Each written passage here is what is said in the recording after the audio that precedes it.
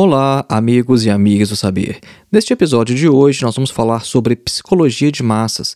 Nós vamos analisar um texto de Freud publicado em 1921, chamado Psicologia de Massas e Análise do Eu, no qual Freud vai analisar a psicologia de massas de forma geral. Ele vai se basear em autores que já vinham contribuindo com o tema em sua época e ele vai também fazer suas próprias contribuições utilizando categorias da psicanálise. Esse texto de Freud foi extremamente importante no século XX e ainda mantém muita de sua relevância. Foi a partir dele que foi possível compreender, por exemplo, o fascismo e os movimentos de massa da extrema-direita. A psicologia de grupos nos permite compreender também porque em escolas, por exemplo, o bullying geralmente só acontece em grupo. Dificilmente um indivíduo isolado vai praticar bullying contra alguém. Ele precisa de uma plateia, ele precisa estar em um grupo para fazer isso. E por isso que a melhor abordagem para enfrentar um agressor, como no caso de um bullying, é conversar com esse indivíduo em particular, né? Tentar falar com ele quando ele não estiver com ninguém por perto. Porque o indivíduo em grupo, ele age de forma bem diferente do que ele age quando está sozinho, de modo que o comportamento de um indivíduo quando está em grupo é como se fosse de um bêbado. Então nós vamos acompanhar aqui junto com Freud quais são as características da psicologia de massa, o que um grupo pode fazer na psicologia de um indivíduo, e esse episódio vai ser um pouco maior do que a gente costuma fazer aqui em nosso podcast. A gente vai tentar descendo em um pouco mais de profundidade, abordar mais temas deste texto tão importante de Sigmund Freud. Acompanhe.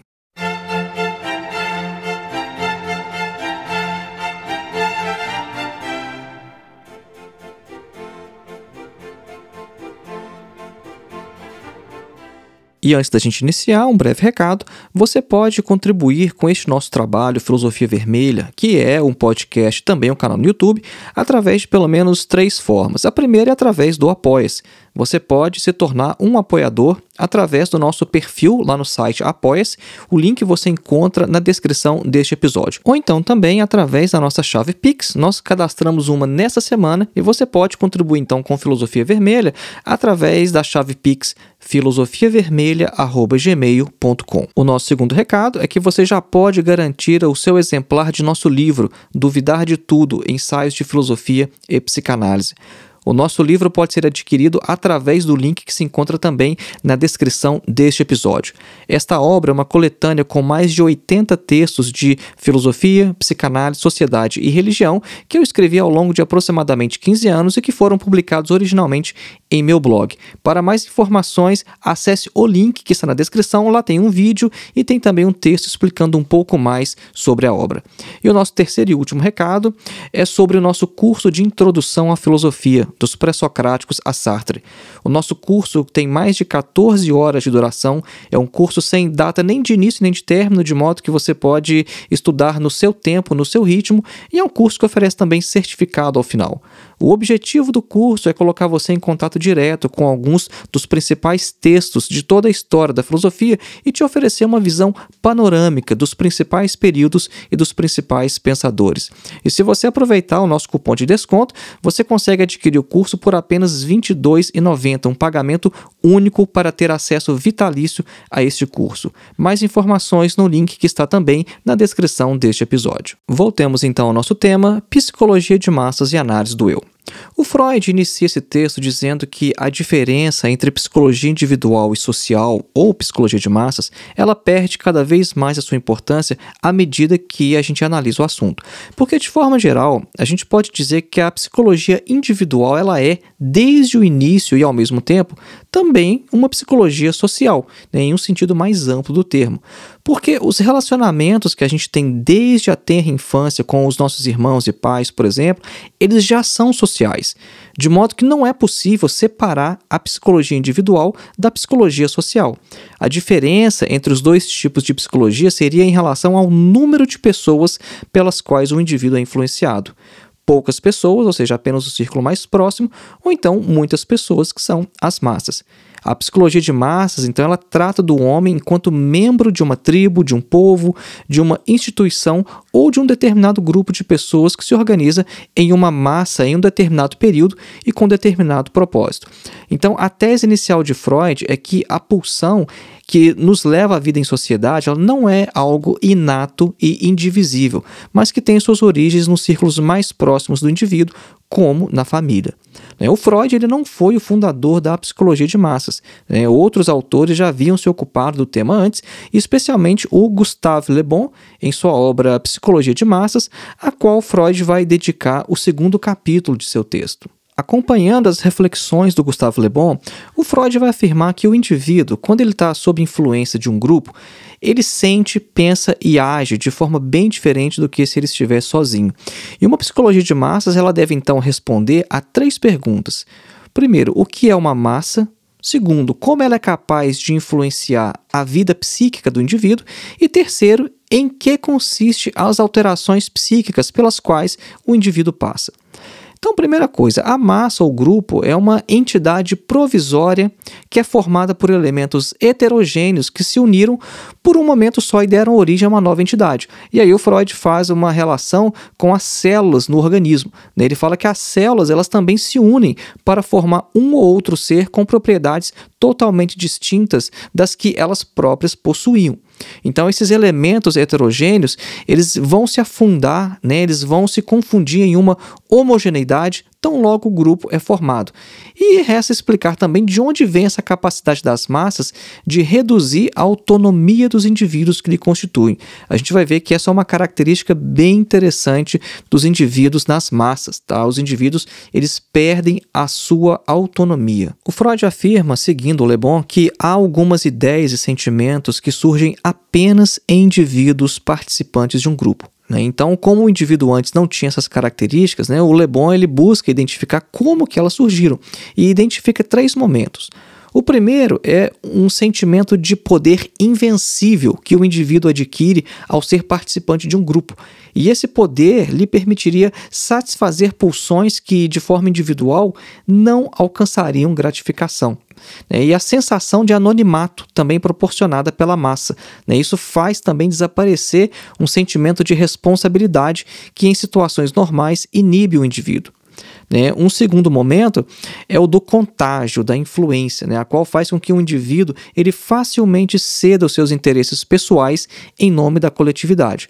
E o terceiro momento, e o mais importante, é o da sugestibilidade, da qual o contágio que a gente acabou de mencionar é apenas um efeito. Este último ponto, segundo Freud, pode ser esclarecido com o que se sabe a respeito da hipnose. De maneira semelhante a alguém hipnotizado, assim também se comporta um indivíduo em uma situação de influência de um grupo psicológico, porque sob a influência de uma sugestão, ele pode se colocar em ação para cumprir um determinado comando. As principais características do indivíduo sob influência de um grupo são as seguintes, vejam só, isso aqui é importante, hein? Desaparecimento da personalidade consciente, predominância da personalidade inconsciente, orientação dos pensamentos e sentimentos em uma mesma direção através da sugestão e do contágio e a tendência a realizar as ideias sugeridas. O indivíduo ele não é ele mesmo, mas ele se torna praticamente um autômato sem vontade. Pode até acontecer que um indivíduo que antes de se juntar à massa era talvez culto em seu isolamento, ele acaba se tornando um bárbaro, uma entidade guiada a pulsões quando ele se junta ao grupo. A essência de um grupo ela pode ser comparada ao dos primitivos ou então a das crianças, ou seja, ela é impulsiva, mutável e irritadiça. Os impulsos a que uma massa obedece, eles podem ser cruéis ou então nobres, podem ser covardes ou então heróicos, só que nunca são capazes de considerar os interesses de autopreservação do próprio indivíduo. Mesmo quando uma massa ela deseja ardentemente alguma coisa, isso não é de longa duração, porque as massas são incapazes de qualquer atividade de longo prazo. E uma massa ela é também altamente influenciável, crédula e acrítica. Ela pensa em imagens, ela não conhece a dúvida ou então a incerteza e é sempre levada aos extremos, de modo que, para as massas, uma simples suspeita ela pode se transformar em condenação e uma leve antipatia se converte em ódio selvagem. Uma decorrência disso é que, como as massas nunca têm dúvidas sobre o certo e o errado, o verdadeiro e o falso, isso leva facilmente à intolerância. Elas respeitam apenas a força e consideram a bondade uma espécie de fraqueza e possuem a necessidade de serem comandadas, lideradas e oprimidas. São essencialmente conservadoras, gostam da tradição e geralmente repelem as novidades. Nessas descrições aqui, vocês já podem associar isso a inúmeros movimentos de extrema direita. O Freud considera esclarecedora a comparação realizada pelo Le Bon entre as características psicológicas do grupo e a dos primitivos. Isso explicaria a razão de ser possível que nas massas ideias conflitantes possam coexistir, sem que essas contradições lógicas resultem em um conflito. O mesmo ocorre com as crianças e os indivíduos neuróticos. E as massas são também movidas por palavras de ordem, contra as quais nenhuma razão ou argumento são fortes o suficiente. Outra característica extremamente atual, Por isso que às vezes a gente não consegue argumentar com os indivíduos que estão sob influência da psicologia de massas, Os indivíduos que às vezes pertencem ao movimento de extrema direita. Não é possível argumentar porque eles são imunes à razão, são imunes a argumentos. E o Freud afirma que as massas também elas não têm nenhuma sede pela verdade. Elas são movidas por ilusões e não podem abrir mão delas. E essa predominância da fantasia e dos desejos não realizados sobre a realidade é também uma característica dos neuróticos. E por fim, uma característica essencial das massas é que elas são um rebanho que precisa de um líder para seguir. E o Freud usa várias vezes em seu texto a palavra Führer. Para a preparação deste episódio, nós fizemos a leitura do texto de Freud no original em alemão, e o Freud usa várias vezes essa palavra Führer. Interessante, em 1921, bem antes da ascensão do nazismo, o Freud já estava analisando este assunto e colocando essa característica aqui das massas em seu texto. Na terceira seção de seu texto, o Freud vai falar que os tipos de grupos a que o Le Bon faz referência e descreve são aqueles de curta duração. Então, tudo isso que a gente falou até agora neste episódio é basicamente só o Freud repetindo o Gustave Le Bon. E na terceira sessão, o Freud vai se basear também nas discussões de um autor de sobrenome McDougall, que escreveu uma obra chamada The Group Mind. E aí ele vai colocar mais algumas características dos movimentos de massa. Uma questão importante que a análise dos grupos coloca diz respeito à sua unidade, ou seja, aquilo que mantém o grupo unido. Porque para que um simples aglomerado de indivíduos ele se torne uma massa ou então um grupo, no sentido psicológico, é necessário que os elementos do grupo eles tenham alguma coisa em comum um com o outro. Ou seja, os membros de um grupo eles têm que ter um interesse comum em um objeto. Eles devem ter também uma maneira parecida de sentir as situações e uma certa capacidade de se influenciar mutuamente. O fenômeno mais importante na formação de uma massa ou grupo seria, então, o aumento da afetividade. Isso aqui é importante, o Freud depois vai desenvolver em relação a isso, mas prestem atenção nessa expressão, o aumento da afetividade, no sentido de uma intensificação das emoções. E essa característica é favorecida ainda pelo fato de que a massa dá ao indivíduo a impressão de um poder ilimitado, colocando-se no lugar de toda a sociedade. E como a sociedade ela é a portadora da autoridade, cuja punição deve ser temida, então agora é perigoso ao indivíduo voltar-se contra essa própria massa. Então a velha consciência ela tem que ser abandonada em favor da nova autoridade, que é a massa. E junto a isso também ocorre uma suspensão das inibições. É por isso que indivíduos em grupos cometem ações que jamais cometeriam sozinhos. No início deste episódio, nós mencionamos o fato do bullying. Geralmente, quem pratica bullying o faz em grupo, ele não faz isso sozinho, porque o indivíduo se comporta de maneira diferente quando está sozinho ou então quando está em grupo. E das características que a gente acabou de enumerar, pelo menos duas são importantes e vão explicar essa mudança de comportamento. A primeira é essa questão de um poder ilimitado, né? A impressão ou a sensação de possuir um poder ilimitado quando se está em grupo, e a segunda é essa suspensão das inibições. Lembrando que, neste momento do texto, o Freud está acompanhando as reflexões do McDougall, e as conclusões a que o McDougall vai chegar sobre as massas, elas não são muito mais amigáveis que aquelas a que chegou o Le Bon, né? Porque para o McDougall, as massas são impulsivas, as massas são inconsequentes, são suscetíveis ao extremismo em suas ações e são capazes de entender apenas os argumentos mais simples. As massas, elas vão se comportar como uma criança mal criada ou então um selvagem em uma situação de medo ou estresse. O McDougall vai afirmar também que as massas ou grupos altamente organizados precisam de 5 condições principais para serem formadas. Então vamos listar aqui essas 5 condições para a formação de uma massa segundo o McDougall, e o Freud está aqui apresentando as reflexões deste autor. Ele fala o seguinte: primeiro, para que uma massa seja formada é necessária uma certa situação de continuidade, que pode se dar através da permanência dos mesmos indivíduos por muito tempo no grupo, ou então dos mesmos cargos, né? Mesmo que sejam ocupados sucessivamente por indivíduos distintos. E a segunda característica tem que ter uma certa compreensão por parte dos indivíduos da natureza e das funções daquele grupo, de modo que se desenvolva nele um sentimento de relação com o todo. Terceira característica é que a massa tenha, né, um grupo rival parecido com ela em alguns aspectos, mas diferente em vários outros. Ou seja, uma massa precisa de um inimigo. Quarta característica, que a massa tem uma tradição, usos e costumes que digam respeito à relação de um membro com o outro. E a quinta e última é que exista um tal arranjo no grupo que se expresse nas diferentes especialidades e capacidades de cada integrante. Então, essas condições, elas são as características, né, das massas organizadas, e elas dão novamente ao indivíduo aquelas características que ele tinha perdido ao participar de uma massa ou de um grupo mais primitivo ou então não organizado. Pelo que nós vimos até agora, é praticamente ponto pacífico que o indivíduo ele altera o seu comportamento quando ele faz parte de um grupo. As suas emoções elas aumentam, a sua capacidade intelectual diminui e ambos os movimentos vão no sentido de uma acomodação, de um nivelamento aos outros indivíduos que participam daquele mesmo grupo. A questão agora que o Freud vai tentar na quarta seção do seu texto é explicar como e por que isso acontece.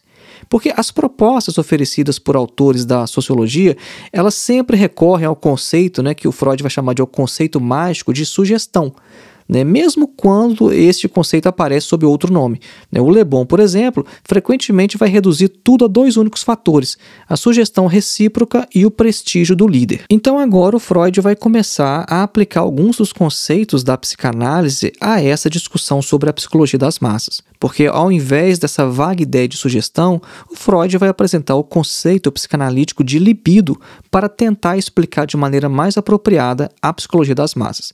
A libido é uma expressão da doutrina das emoções, ou então da afetividade, e diz respeito àquela energia, né, quando considerada de forma quantitativa, mas não mensurável, daquela pulsão que está relacionada a tudo o que pode se resumir sob o nome de amor. Só que este amor não é apenas aquele amor do qual falam os poetas, né? Mas envolve também o amor próprio, o amor aos pais, o amor da amizade, o amor à humanidade, ou então até mesmo o amor a ideias abstratas.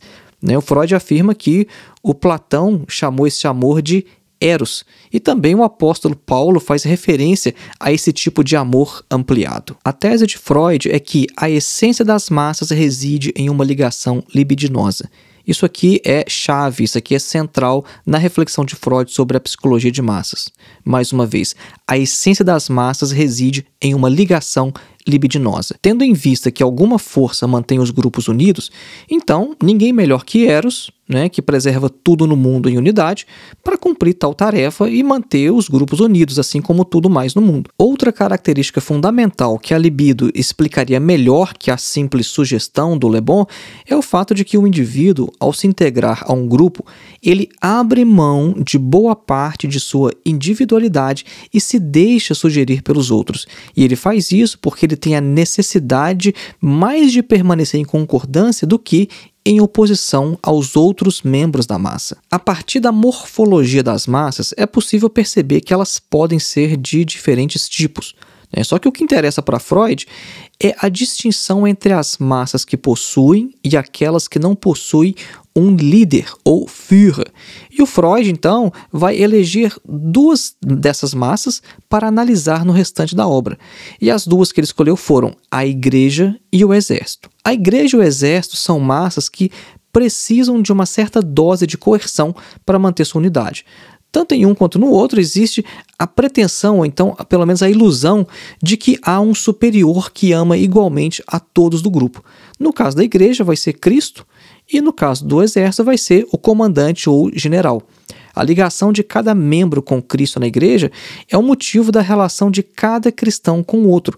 E da mesma forma acontece no exército. O comandante é como se fosse um pai que ama igualmente a todos, o que estabelece o laço de camaradagem entre os subordinados.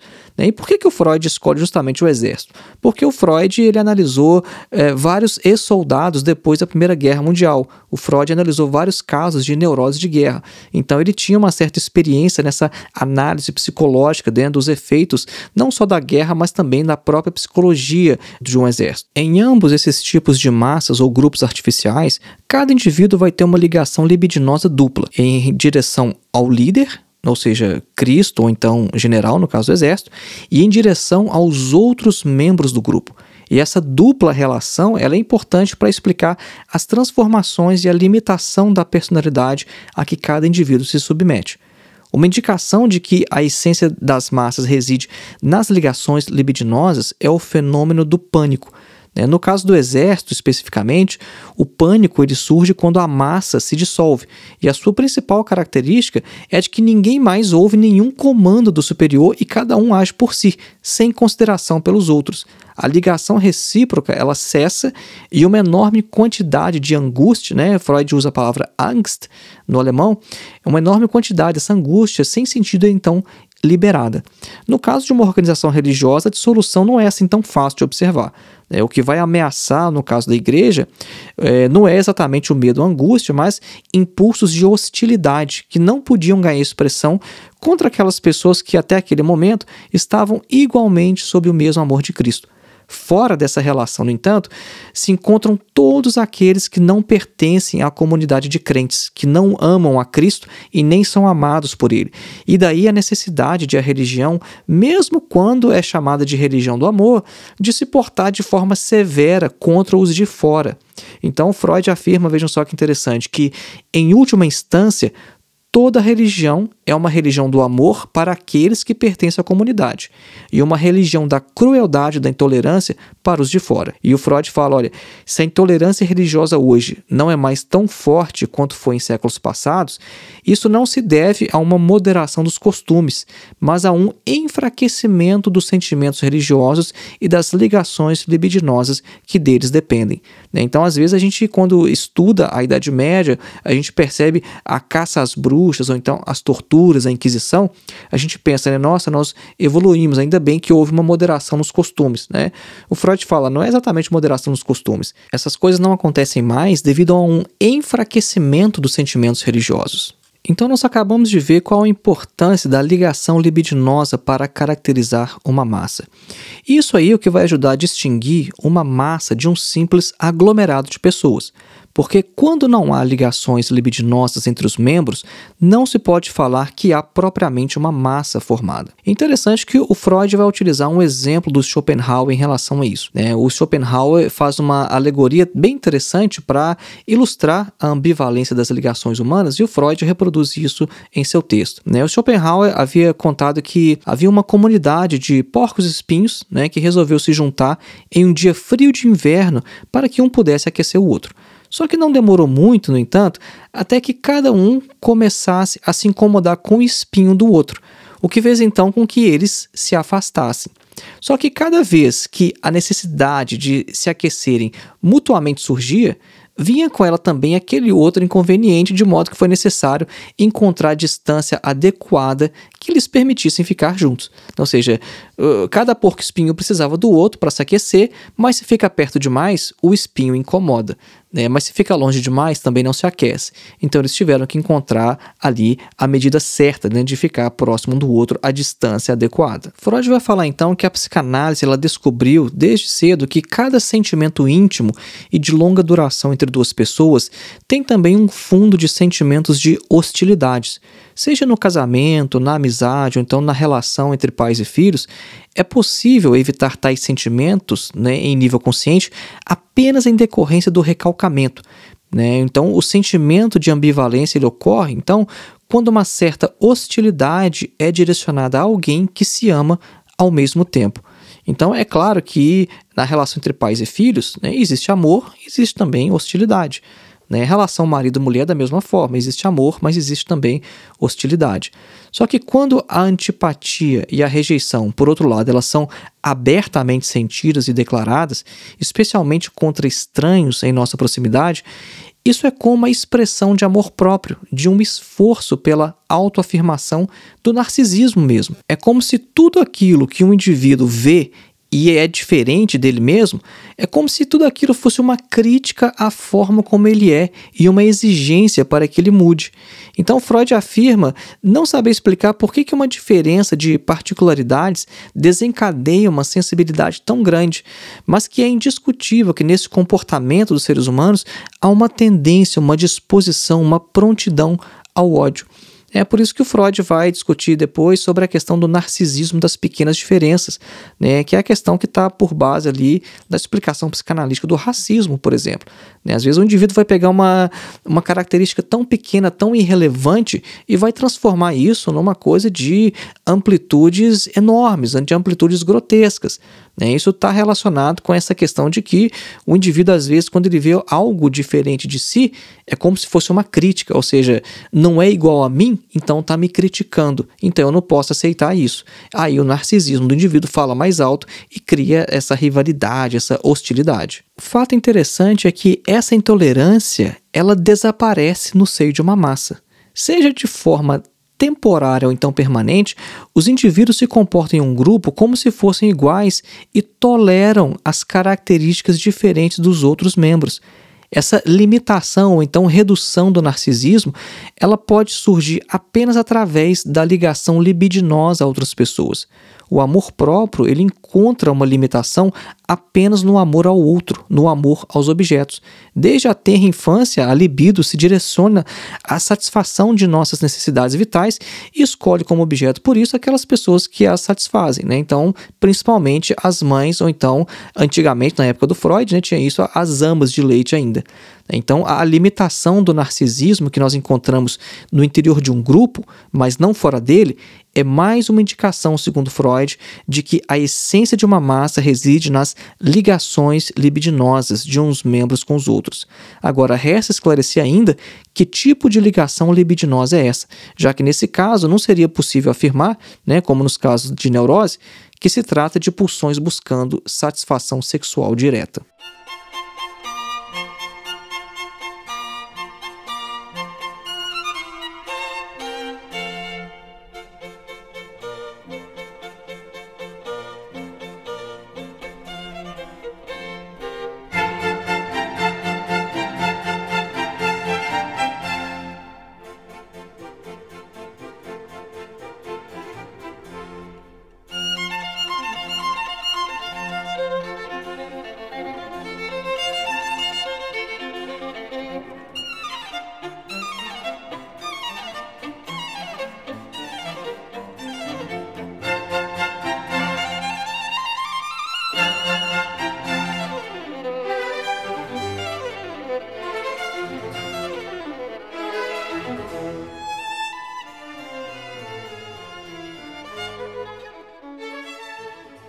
Então nós estamos falando nesse momento que a ligação libidinosa é a essência, né, de uma massa, aquilo que mantém uma massa unida, coesa. Né? E a gente tem que identificar agora quais são os tipos de ligações libidinosas. O Freud começa falando da identificação. Ele diz que a identificação é uma das formas de expressão de um sentimento de ligação de uma pessoa a outra e foi uma das primeiras, né, de que a psicanálise tomou conhecimento. ela aparece já na pré-história do complexo de Édipo, quando o menino ele quer ser como o pai e quer substituí-lo em todas as ocasiões, né? Dizendo de outra forma, o menino toma o pai como seu ideal. Ao mesmo tempo em que se identifica com o pai, ou então talvez até antes, o menino já começa a ter a mãe como objeto. Ele possui então duas ligações psicológicas distintas. Ele toma a mãe como objeto sexual e se identifica com o pai. E ambas permanecem por um tempo lado a lado, sem interferência ou perturbação mútua. E aí, o desenvolvimento normal da criança leva à unidade de sua vida anímica, né, ou psíquica, e, consequentemente, à colisão dessas duas correntes. E aí que tem início, então, o complexo de Édipo. E uma outra característica da identificação é que ela é ambivalente. Ela se manifesta tanto no sentido de uma afeição, quanto no sentido de um desejo de eliminar o pai, de tirá-lo do caminho, porque o pai é um obstáculo para que o menino possa tomar posse da mãe. Outra forma de identificação, além dessa que a gente acabou de mencionar, ela pode ocorrer através também de um tipo de infecção psíquica, né? Assim que a gente traduziu o texto do Freud do alemão. Este seria o mecanismo de se identificar com o outro por estar em uma situação semelhante, né? Como, por exemplo, morar em um mesmo internato, né? Você mora ali numa mesma creche, por exemplo, no caso de estudantes, né? Numa mesma moradia universitária, ou então estudar na mesma escola. E pode surgir nessas situações um desejo de se colocar no lugar do outro, ou então a capacidade, né, pelo menos a capacidade de fazê-lo, simplesmente por compartilhar uma vida comum, né? Então essa aqui é uma outra forma de identificação.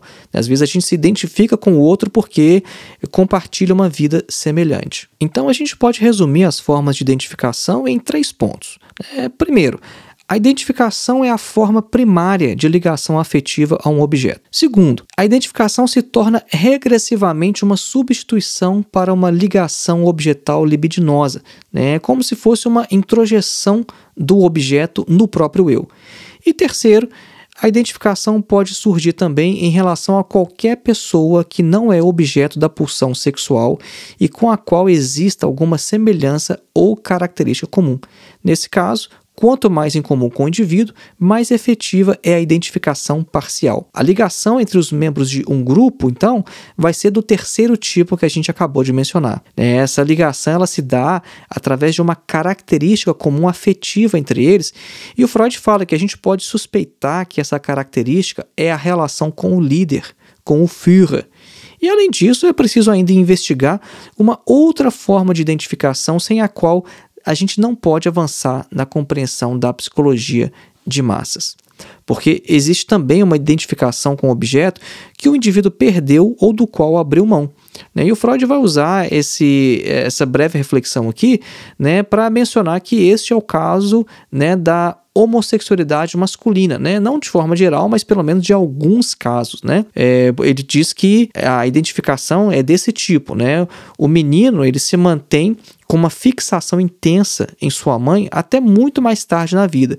E quando chega o momento, né, ali na puberdade, na adolescência, de substituir a mãe por outro objeto, ele se identifica com a mãe ao invés de abandoná-la. Então, o menino se transforma na sua mãe e ele vai buscar, então, por objetos que possam substituir o seu próprio eu, ou seja, que vão amar o eu do menino e vão cuidar dele assim como a sua mãe o fazia. Tá? Essa não é uma explicação geral sobre a homossexualidade masculina, mas o Freud afirma que, em alguns casos, ela acontece dessa maneira. Um outro exemplo que o Freud fornece, né, sobre esse tipo de identificação com o objeto perdido é o caso de uma garotinha que perdeu um gato e depois disso a garotinha passou a afirmar que ela própria era o gato. Inclusive, ela começou a andar de 4 e ela não se alimentava mais à mesa como um ser humano. Ela passou a literalmente reproduzir, né, o comportamento de um gato porque ela se identificou com esse objeto que ela perdeu. Mais um exemplo também desse tipo de identificação através da introjeção do objeto é a melancolia, né? A melancolia é aquele processo que acontece quando a gente, por exemplo, termina um relacionamento. Então, uma das principais características desse caso é o cruel rebaixamento do eu em conexão com uma inescrupulosa autocrítica e autoacusações muito amargas.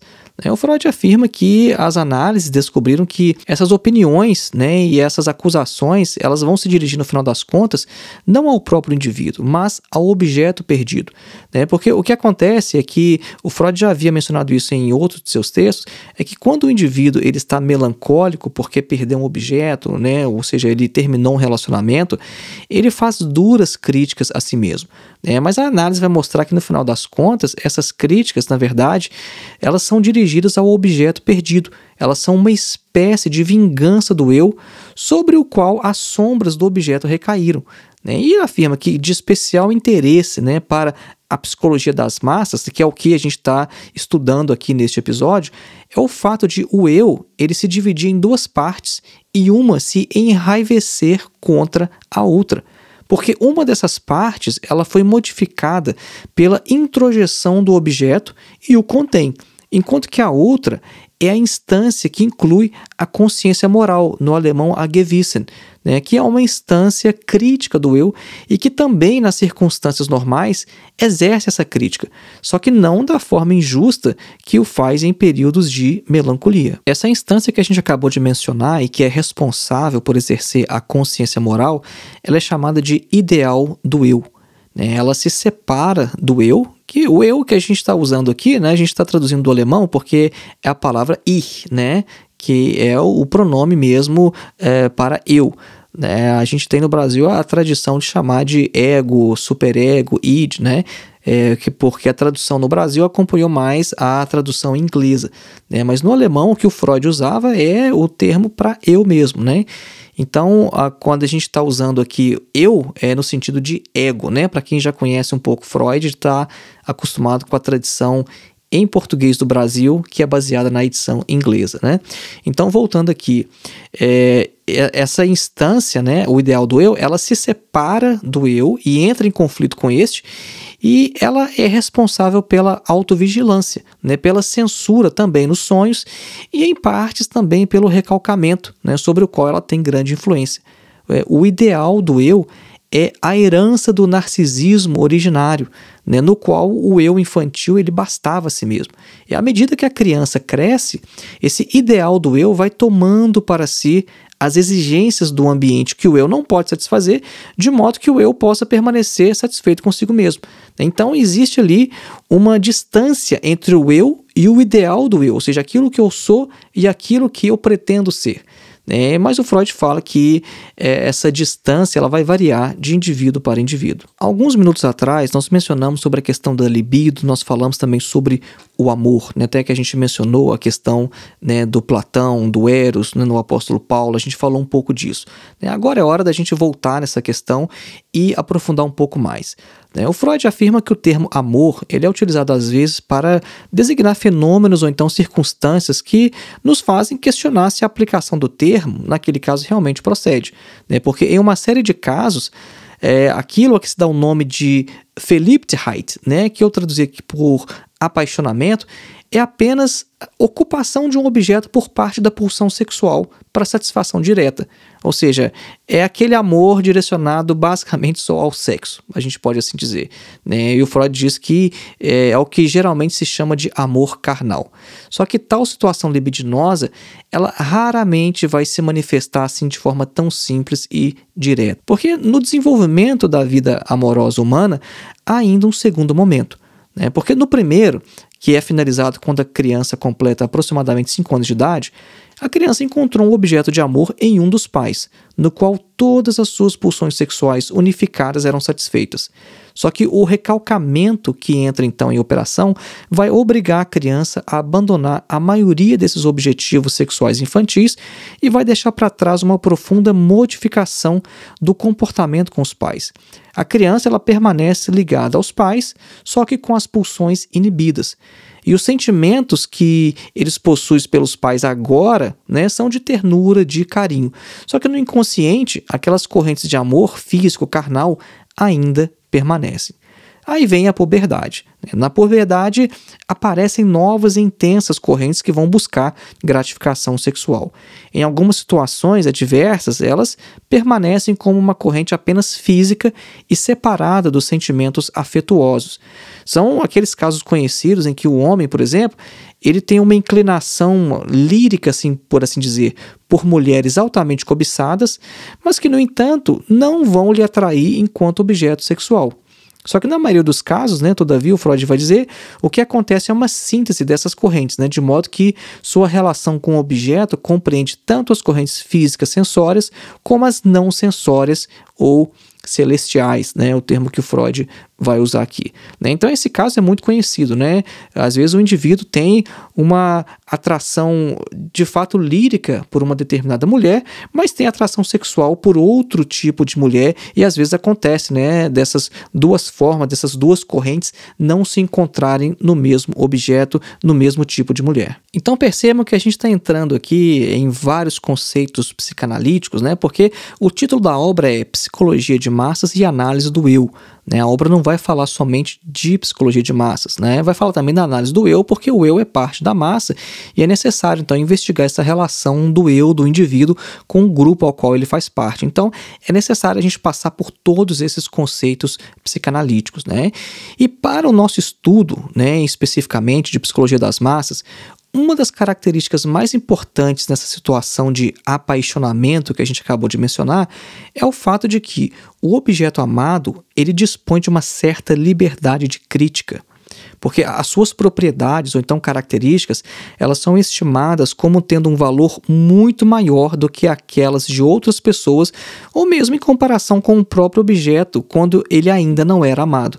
E o procedimento que realiza essa falsificação recebe o nome de idealização. É uma situação bem característica, né? Às vezes, quando o indivíduo ama demais, ele não vê defeito. O indivíduo amado, ele é assim, perfeito aos olhos daquele que ama. Freud afirma que nessa situação, o objeto amado é tratado como o próprio eu daquele que ama. Ou seja, no apaixonamento, grande parte da libido narcísica escoa para o objeto, de modo que a escolha de objeto, em muitos casos, serve claramente ao propósito de substituir o ideal do eu.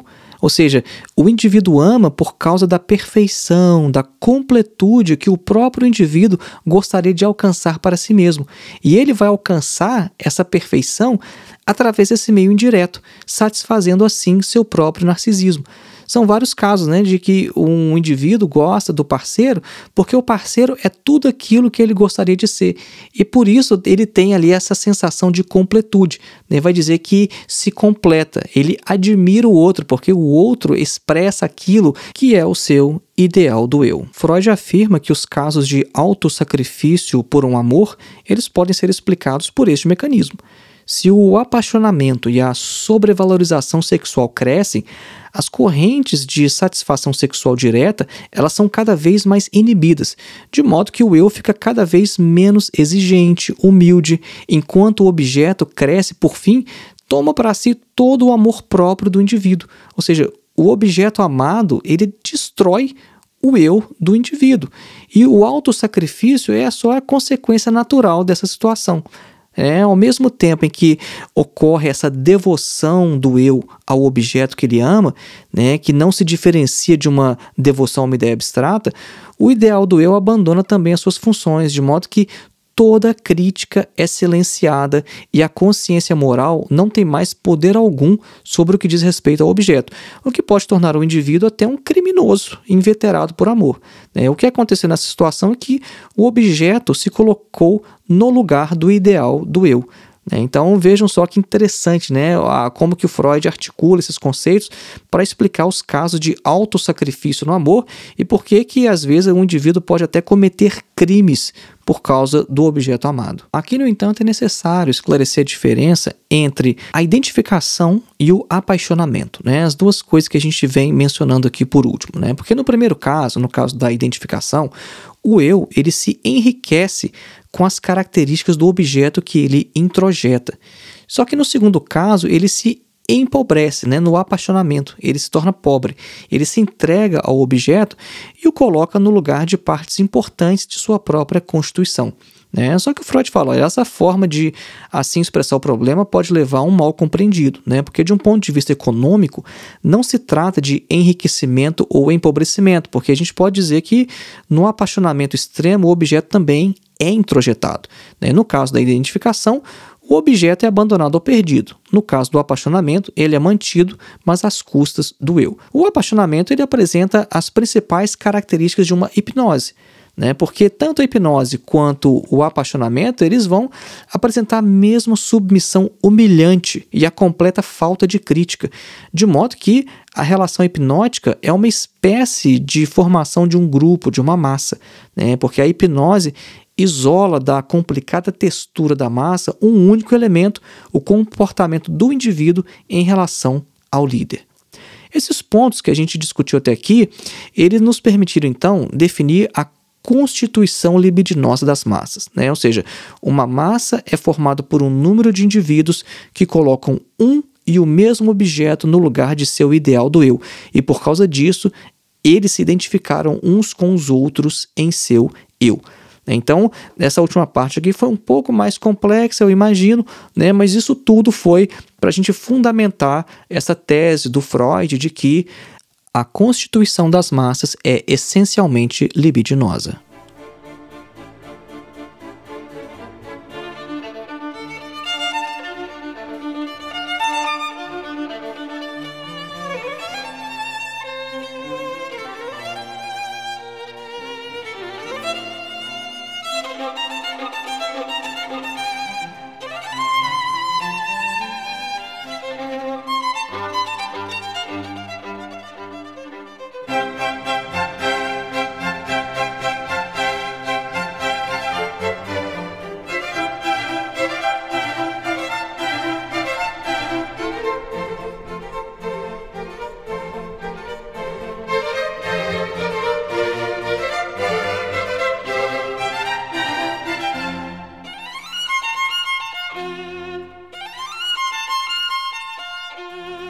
Geralmente se afirma que os seres humanos têm uma tendência natural à formação de grupos.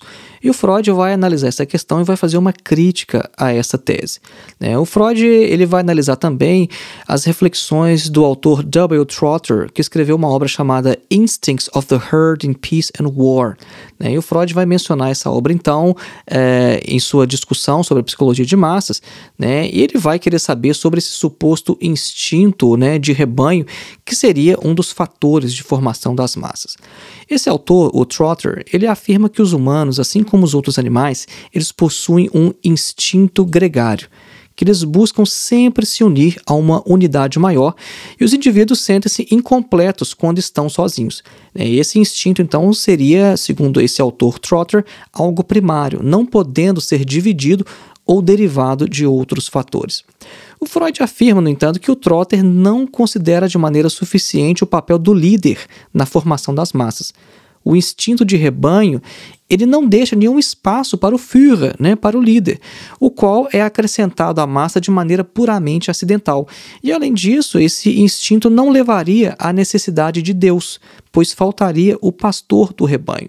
Então, o medo que a criança sente ao ser deixada sozinha, né, seria um indício, segundo o Trotter, da existência desse tal instinto, né? Só que o Freud vai falar que não, que esse medo se aplica à mãe ou então a qualquer outro cuidador, e é a única expressão possível que a criança consegue dar a um desejo ou aspiração não realizada, né? Que a gente não pode reconhecer nas crianças nada semelhante a um instinto de rebanho ou um sentimento de massas, né? Porque esse sentimento ele só começa a se desenvolver quando a criança entra em contato com outras em um berçário ou então no jardim de infância, ou seja, é apenas na escola que a criança vai desenvolver um sentimento de pertencimento a uma comunidade. E nessa época surge também a exigência por justiça, né, de tratamento igual para todos.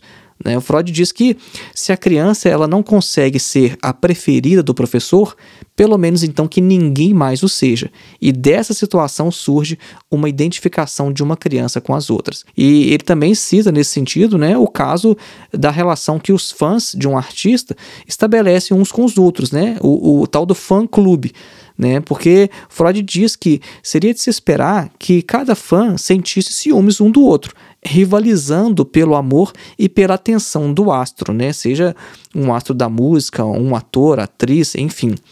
Só que diante da numerosa multidão e da impossibilidade de cada um se tornar o preferido do astro, os fãs vão se identificar uns com os outros, eles vão celebrar juntos o seu ídolo e eles ficariam felizes se conseguissem pelo menos compartilhar entre si alguns de seus objetos ou adereços. Então, o sentimento social ou a sociabilidade, ela tem sua origem numa transformação de um sentimento que é originalmente hostil de competição em uma ligação positiva que é propiciada pela identificação. Então, vejam mais uma vez aqui a gente usando, né, todos os conceitos que a gente veio explicando ao longo do episódio, né?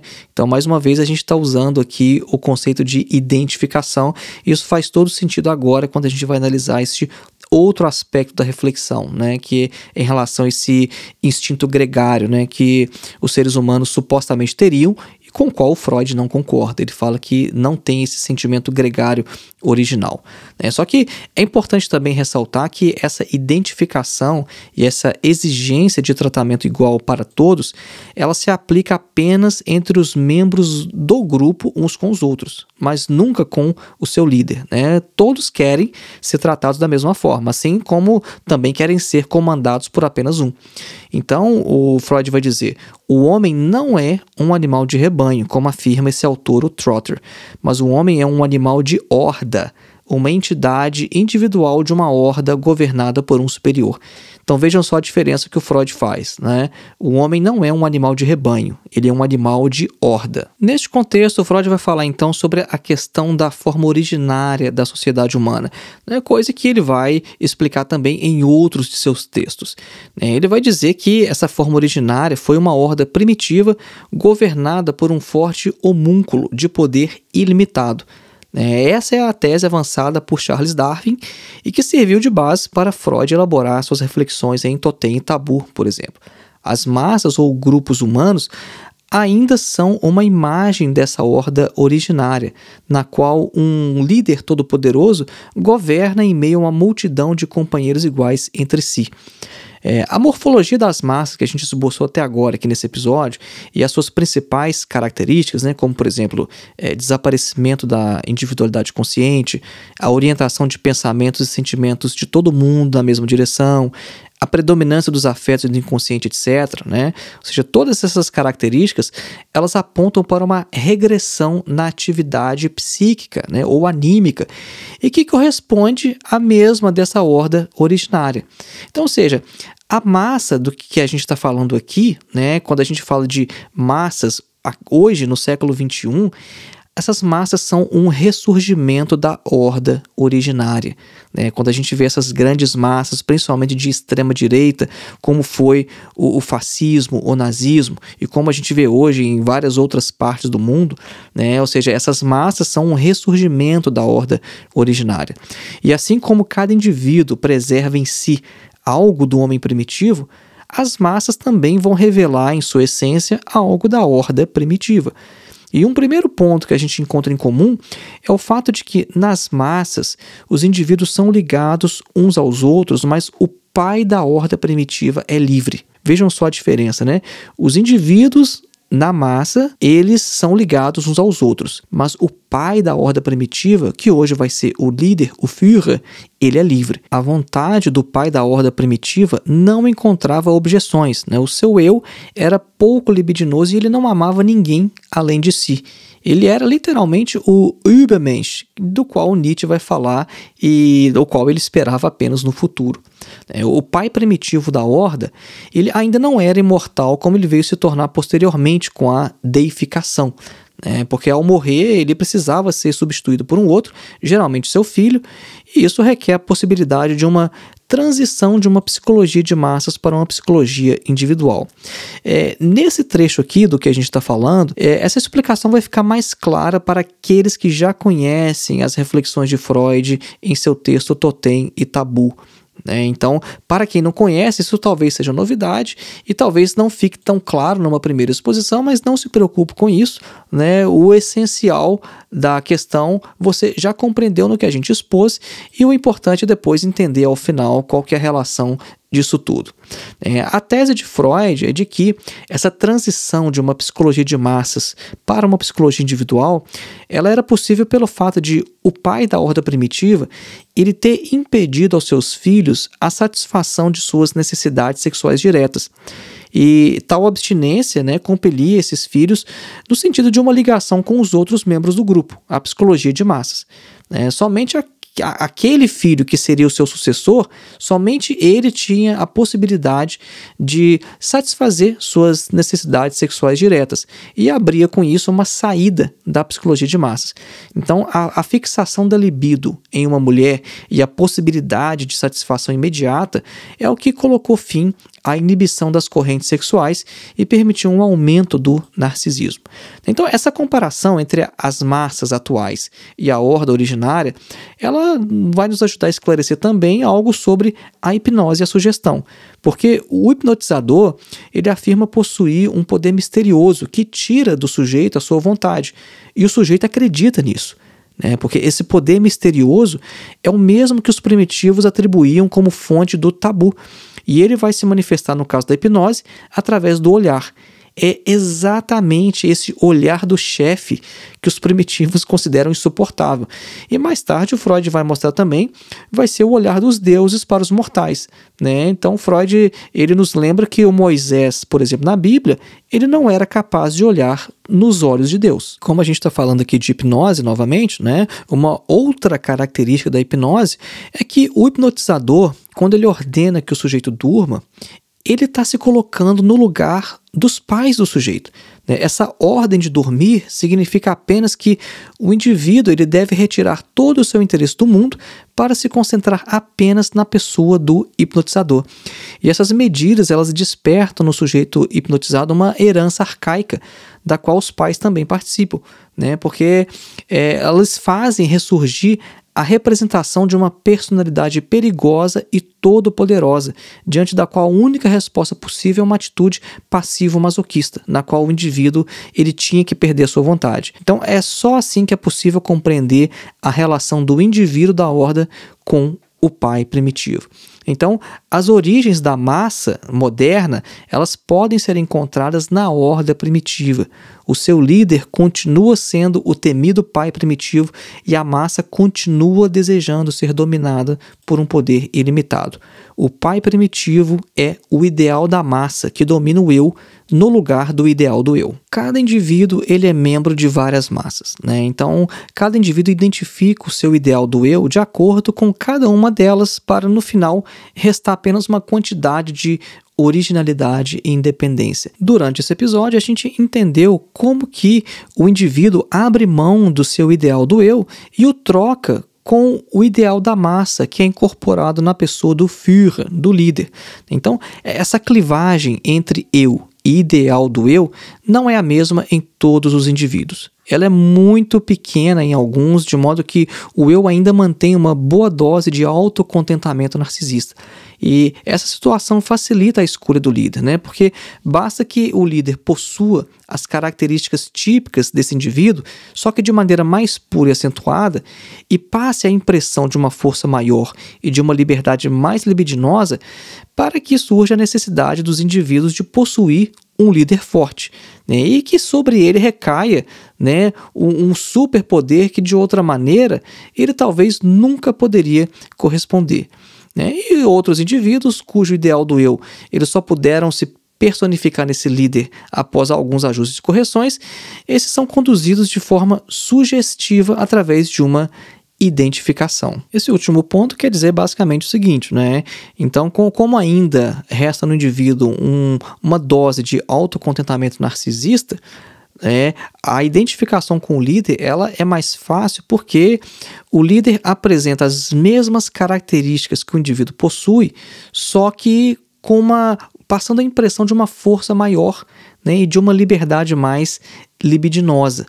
Então, é basicamente isso. Então, por isso que a gente vê quando o indivíduo ele se identifica com um determinado líder político como Hitler ou então Bolsonaro, é porque existe uma ligação afetiva, existe uma ligação psicológica entre ambos.